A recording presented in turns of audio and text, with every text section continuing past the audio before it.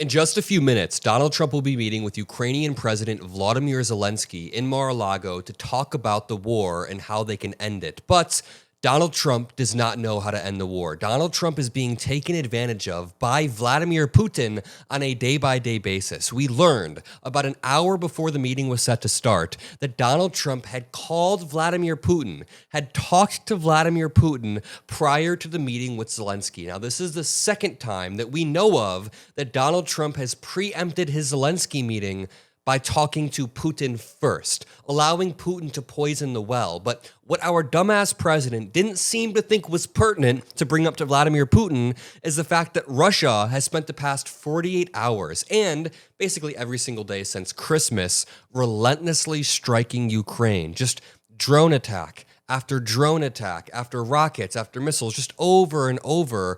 Russia has been bombing and striking Ukraine, taking their land, killing their civilians over and over. And Donald Trump is so effing weak that he allows Putin to call him and fillet him right before his Zelensky meeting. As Max points out, the last time Zelensky visited the United States, Putin scheduled a call with Trump the day before. It helped turn what Ukraine thought would be a triumphant summit into a disaster. And during the first one, Vladimir Putin was able to poison the well and tell Trump that he shouldn't do any weapons sharing. He should turn down all of Zelensky's ideas, and maybe they should even do a tunnel from Russia to Alaska or something. So that's what Donald Trump was stuck repeating during the meeting. He's always repeating whatever the last person told him, and in this case, it's no different. Right here on screen, you can see what the entrance to Mar-a-Lago in Palm Beach, Florida looks like. They are moments away from meeting on these steps and then continuing their meeting inside. But Donald Trump decided to post, quote, "I just had a good and very productive telephone call with President Putin of Russia prior to my meeting at 1 p.m. today with President Zelensky of Ukraine. The meeting will take place in the main dining room of Mar-a-Lago. Press is invited. Thank you for your attention to this matter." So I will be covering this as it happens on the Adam Mockler channel. Make sure you drop a like and subscribe so you are there when we are covering this meeting. But just to back up, Representative Don Bacon points out, in the meetings between President Trump and Zelensky today, we should have 100% clarity on the following. Putin started this war to satisfy his imperialistic ambitions. Putin bombs innocent civilians. Ukraine is a democracy, and Putin murders his rivals. Putin won't stop with Ukraine. Ukraine wants to be with the West and embrace free markets and rule of law. Representative Don Bacon, with at least one Republican representative, has the moral clarity that we need in this situation, because holy shit, Donald Trump has spent the past year saying that Ukraine started this war, saying that both sides are to blame. The idea that the President of the United States is repeating Russian talking points verbatim by saying that Ukraine started this war is beyond disgusting. But as Representative Don Bacon points out, it's very important that we have clarity today. Jay in Kyiv says, Trump wants to make money with Putin. This requires saving Putin. Until Europe can pay the Trump family what Putin is offering, American foreign policy is written in the Kremlin. Now, this relates to a video that I just made earlier today about how Donald Trump is strictly transactional and the most corrupt president in American history.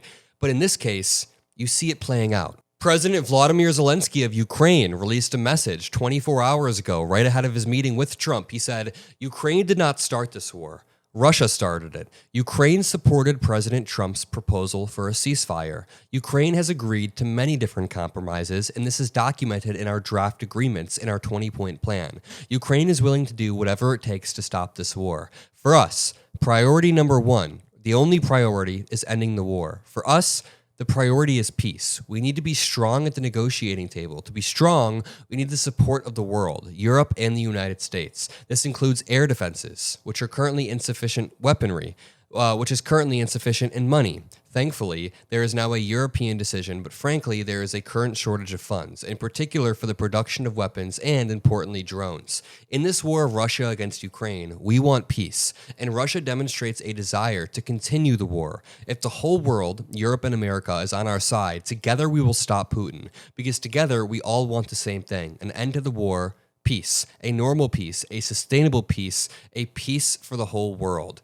The only way for the United States Ukraine, and Europe to achieve peace is to inflict maximum damage against Vladimir Putin, or at least threaten Vladimir Putin with maximum damage. We need to threaten him with sanctions. We need to threaten to send more weapons, and hell, send as many weapons as we can over to Ukraine. More weapons. We need to make sure Russia can't just take over all of Ukraine, and that Ukraine is able to continue to fight back. The problem is, that is not what has happened thus far. Donald Trump has over and over bullied Zelensky into accepting really unfavorable deals, like the minerals deal that he yelled at Zelensky over, then Zelensky accepted it, and they got really nothing. Then a 30-day ceasefire that he yelled at Zelensky to accept, Zelensky accepted it. Guess who didn't accept the 30-day ceasefire?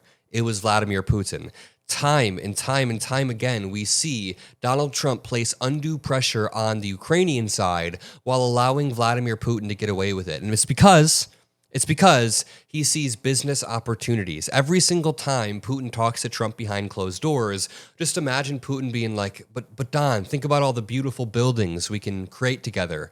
We'll have a bunch of buildings, a bunch of business deals. Your companies and our companies will then mingle together. It's really just oligarchical stuff. They're trying to turn each other. Russia's trying to turn the United States into as much of an oligarch as it is so that they can partner in a very, very corrupt way. I'm going to leave it there. If you appreciate the videos we make on the Adam Mockler channel, drop a like, subscribe. If you made it this far, comment January 4th, because on January 4th, my Jubilee 1v20 debate comes out. I want everybody to be there. I want everybody to watch it on January 4th. It's Adam Mockler versus 20 Trump supporters, so put it on your calendar. I love you all. Peace out.